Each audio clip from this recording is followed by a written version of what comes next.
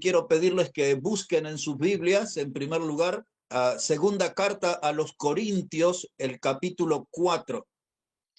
La segunda carta de Pablo a los Corintios, el capítulo 4, y vamos a poner la mirada allí en el versículo 7. Como les dije, vamos a estar recordándonos algunas cosas en la palabra.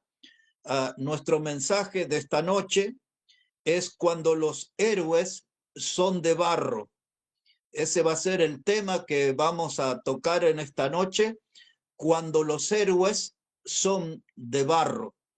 Y así dice la palabra, segunda de Corintios 4, 7, dice, pero tenemos este tesoro en vasos de barro, para que la excelencia del poder sea de Dios y no de nosotros. Pablo dice, tenemos este tesoro en vasos de barro. El tesoro se refiere a Cristo, el tesoro se refiere al Evangelio que nos habla acerca de la obra de Cristo. De las dos maneras podemos interpretar que Cristo vive en nosotros y Él llegó a través del Evangelio a nuestra vida. Cuando habla de vasos de barro, Él está hablando acerca de nuestro cuerpo. Y eso es muy bueno que recordemos, no solamente por el hecho de que hemos sido formados por el polvo de la tierra, sino para que nos recordemos que fuimos hechos del material más simple. El barro se forma con un poco de tierra y agua, y eso se puede hacer en cualquier lugar. Es el material más común, es el material más simple. Estamos hechos con el material más económico y también digamos que estamos hechos con el material más fácil de reemplazar. Pues ese es el material con el que están hechos los héroes. Podríamos mencionar nosotros a Sansón, al profeta Elías, gente que ha hecho grandes proezas en la Biblia, pero todos ellos, igual que nosotros, eran de barro. Muchos de ellos fueron héroes de la fe, pero de barro al fin.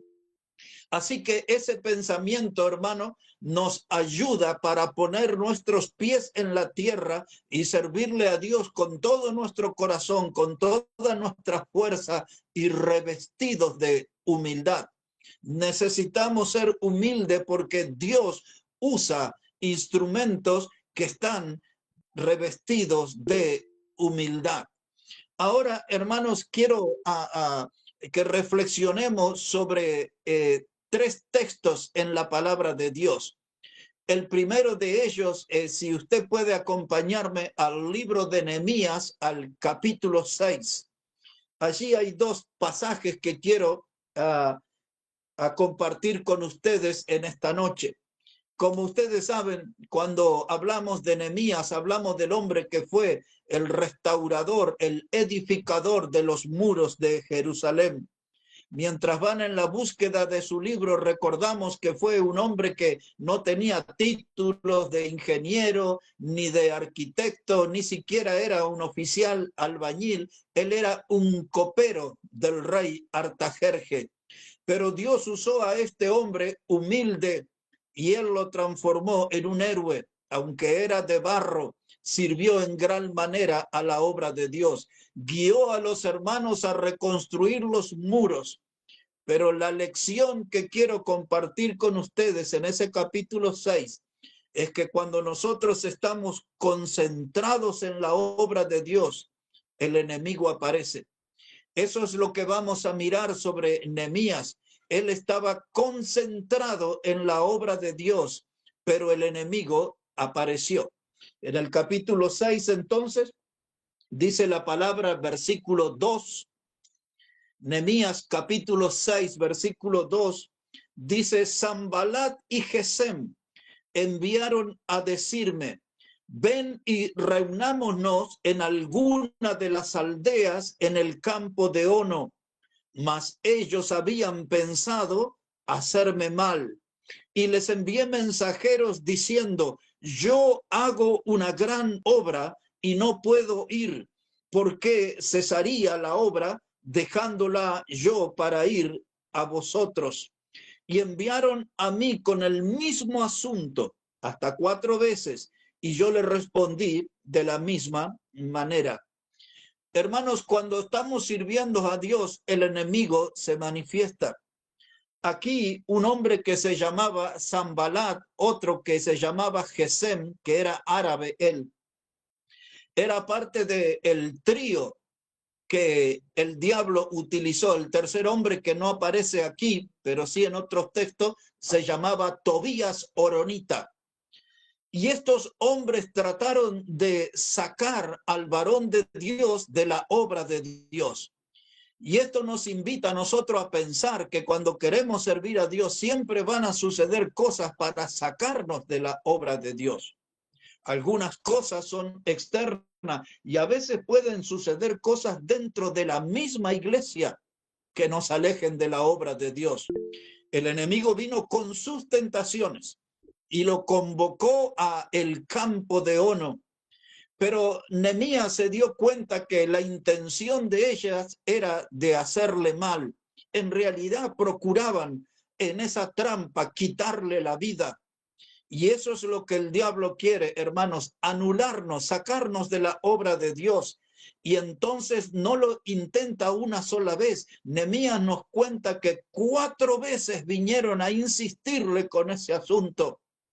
Porque alguna vez, hermanos, hayamos vencido al diablo, no nos quedemos conforme con eso. Él volverá una vez y otra vez y otra vez y otra vez hasta que nos agarre en un descuido, mis hermanos.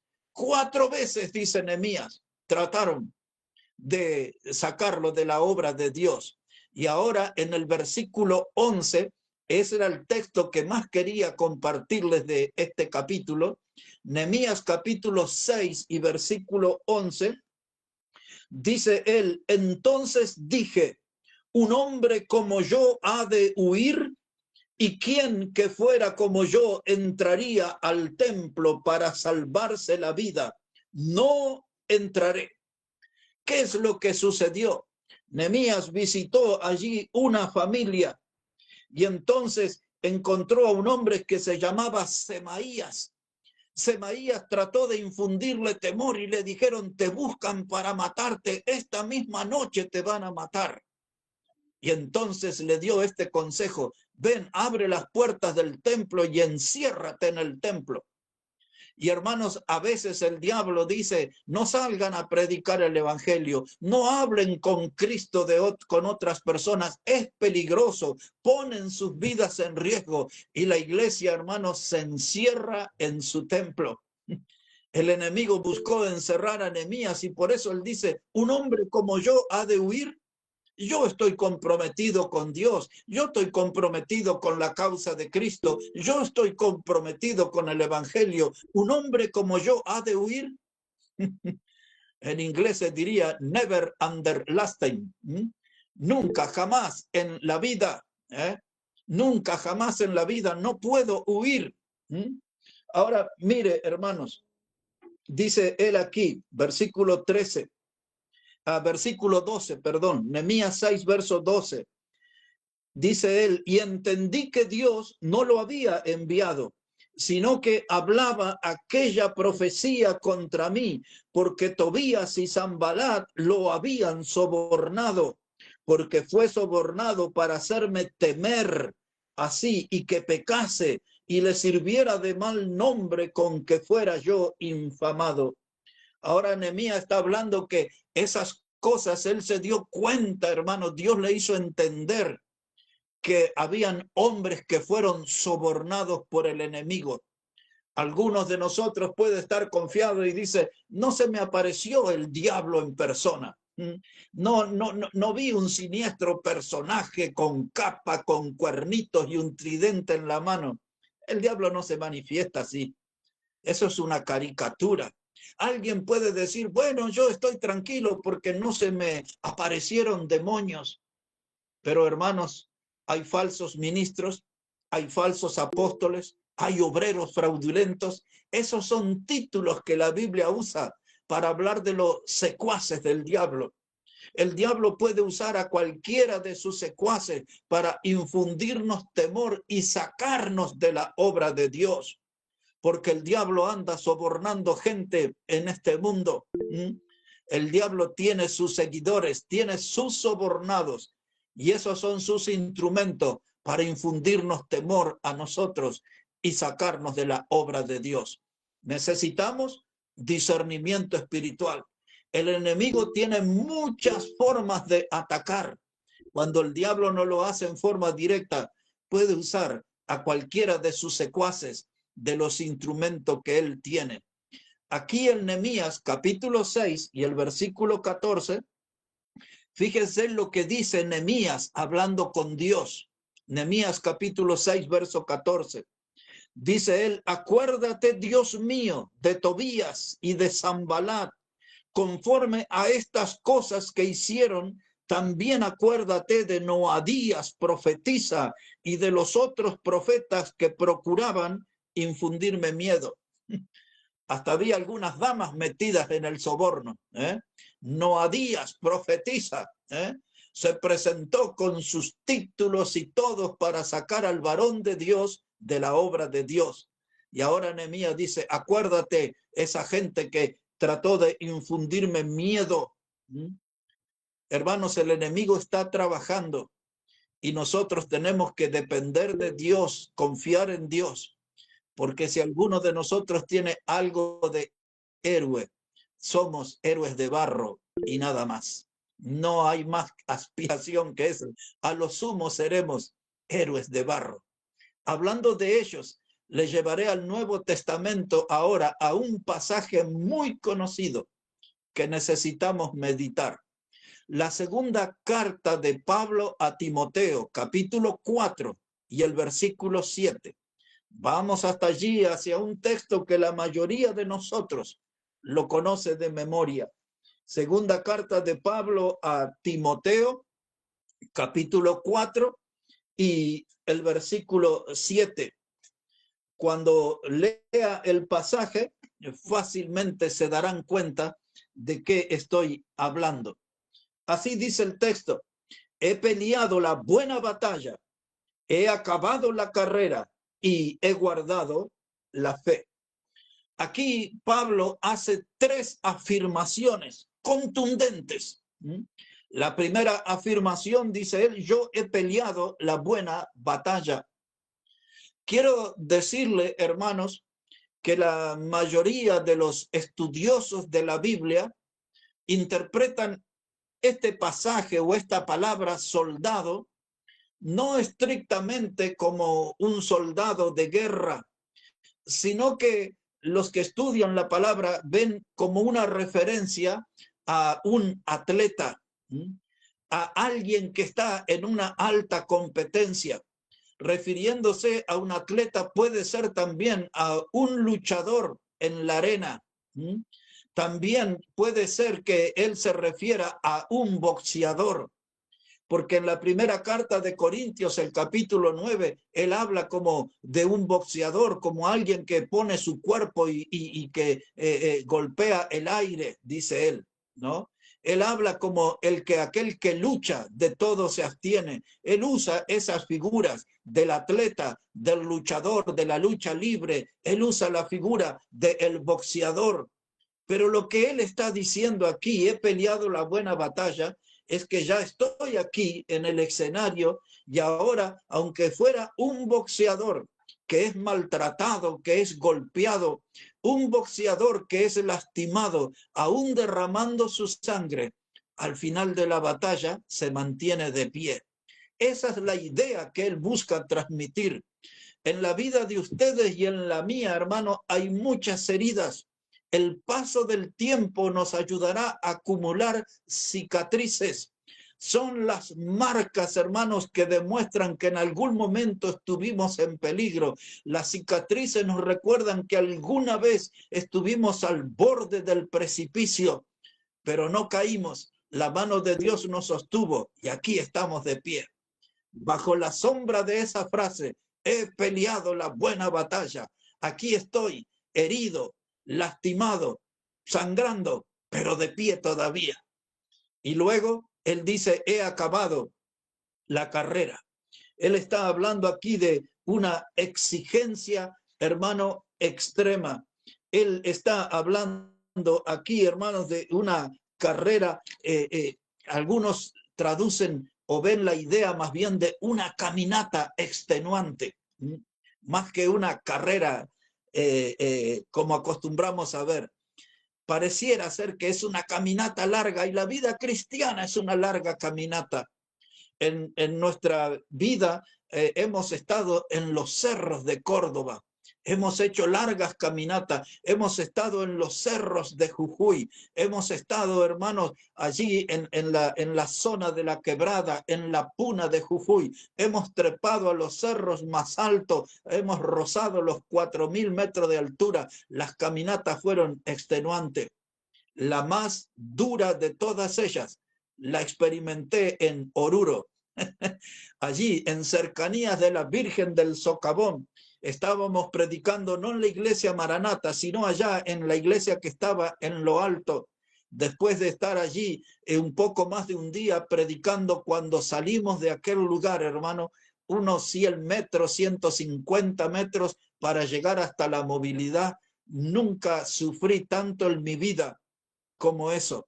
Y también Dios me humilló ese día, porque delante mío iba una señora mayor en muletas, y si mal no recuerdo le faltaba una pierna, y ella iba más rápido que yo. Una caminata extenuante. Nuestra vida está llena de estas caminatas, pero tenemos que llegar hasta el fin. Dice él, he acabado la carrera, aunque me canse, aunque me agite, aunque tenga tropiezos y caídas, tengo que ir adelante porque tengo que acabar la carrera. Ustedes y yo, animados, con los ojos puestos en Jesús, el autor y consumador de la fe. Yo recuerdo que Pablo le escribió a los filipenses en el capítulo 3, y él les dice estas cosas, dice, no es que yo ya lo haya logrado todo. Y después agrega, dice, prosigo a la meta, al supremo llamamiento de Dios en Cristo Jesús. Esas frases, hermano, en el medio de ese texto está lo que dice, olvidando ciertamente lo que queda atrás y extendiéndome a lo que está delante. Pero yo corté el texto para decirle que él decía, no lo he logrado todo, ni ustedes ni yo lo hemos logrado todo. Los que tenemos más años en la fe y los más nuevos en la fe, no lo hemos logrado todo. No se sienta un gran héroe de la fe. Si tiene algo de héroe, recuerde que más que un héroe de barro, no podemos ser. Somos como héroes, pero de barro, nada más.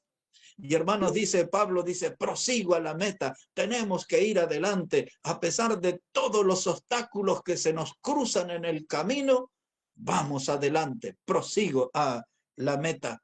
He acabado la carrera y he guardado la fe.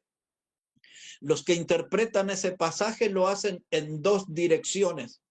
En primer lugar, se refiere a la fe personal. He guardado la fe, no he renunciado a creer en Cristo. Él es mi Salvador, mi confianza se mantiene en Él, mi confianza sigue puesta en Él. He guardado la fe a pesar de tempestades y tormentas, a pesar de luchas y grandes batallas. Yo estoy firme en el Señor, he guardado la fe. Pero también tiene una segunda interpretación el texto, que se refiere, hermanos, a la sana doctrina.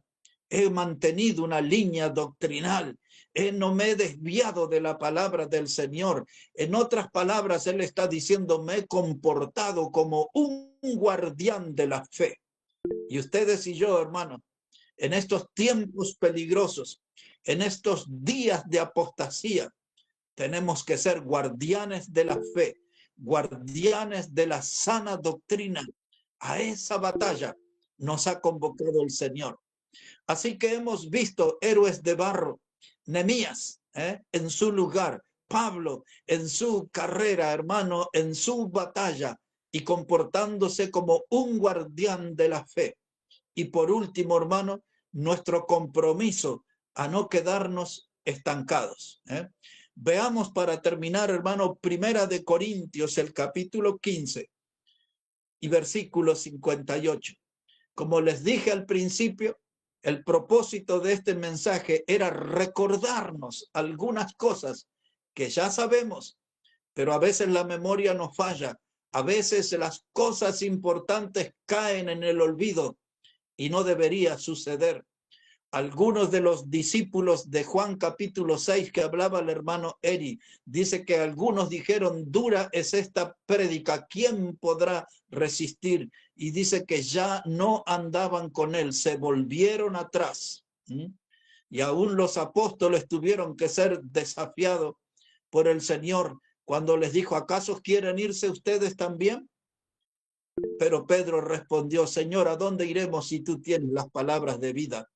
Tenemos que recordarnos esas cosas. Las verdades del Señor no pueden caer en el olvido. No podemos quedar estancados.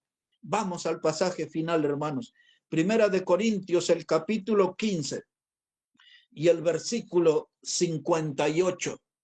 Dice así la palabra. Así que, hermanos míos, amados, estad firmes y constantes, creciendo en la obra del Señor siempre, sabiendo que vuestro trabajo en el Señor no es en vano. Ahí está la frase, creciendo en la obra del Señor siempre, no estancados, no paralizados. Hermanos, este no es el tiempo de estar con las rodillas paralizadas y con las manos caídas, como dice Hebreos el capítulo 12. No es tiempo para eso. Los obreros del Señor no le es permitido una huelga. No hay huelga, no podemos estancarnos, tenemos que trabajar. Termina el texto diciendo, sabiendo que nuestro trabajo en el Señor no es en vano. Esa expresión incluye que tendremos recompensa. Ahora bien, hermanos, ahí están las tres palabras que nos exige la Biblia para nosotros. Tres palabras que la Biblia exige para nosotros. Dice ahí, firmes, constantes y creciendo. Esas tres palabras son el examen para nuestra vida espiritual. En esta misma noche tenemos que examinar nuestra vida y este fenómeno tiene que estar sucediendo en nuestra vida. Insisto, este fenómeno tiene que estar sucediendo en nuestra vida. ¿Cuál es el fenómeno? Estar firmes. ¿Cuál es el fenómeno? Ser constante. ¿Cuál es el fenómeno? Estar creciendo. Firmes, constantes y creciendo. Estamos sometidos a muchas tentaciones. Somos dueños de muchas debilidades. Pero, hermanos, nosotros todavía podemos ser un héroe, aunque sea de barro, pero ser un héroe en la obra del Señor. Así que, hermanos, como un héroe de barro, así debemos estar, como lo fue Abraham, como lo fue Moisés, David, como lo fue Salomón, Jonás y todos los que hemos mencionado en esta noche. Así que vamos adelante, hermano. Todavía hay mucha tierra por conquistar. Todavía hay mucho evangelio por predicar. Que Dios bendiga sus vidas y su palabra en esta noche.